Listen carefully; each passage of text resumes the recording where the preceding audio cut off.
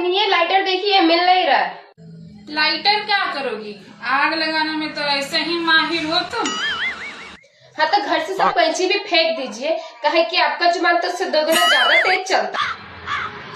देख कर रही है जीजी, 5 लाख का है, दहेज में बनवा के लाए हैं। हाँ तो 5वीं फेल रहोगी तो 5 लाख का हार नहीं लाओगी। हमरे जैसे का BA पास है। देख रही है अम्मा जी, हमको बिना बोले अनपढ़ बोल रही है। क्या हो गया अगर 5वीं में फेल हो गए तो? सही ये कहती है अम्मा जी, छोटकी पुतौ बहुत गुणवान है आपकी। पता है चाची, ऐसा एक्टिंग करती है बीमार होने का पता ही नहीं चलता है कि एक्टिंग कर रही है।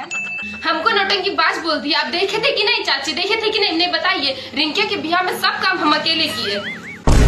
बहिर नहीं है कंटनिया, सुनाई देता है हमको। मुंह पर बोलना रे, पीठ पीछे क्या बोलती है? तुम होगी डहनिया, तुम होगी कंटनिया, बात बात पे हमको बेलना लेके मारने आती है। देख रही है अम्मा जी, चुगलबाजी करोगी ना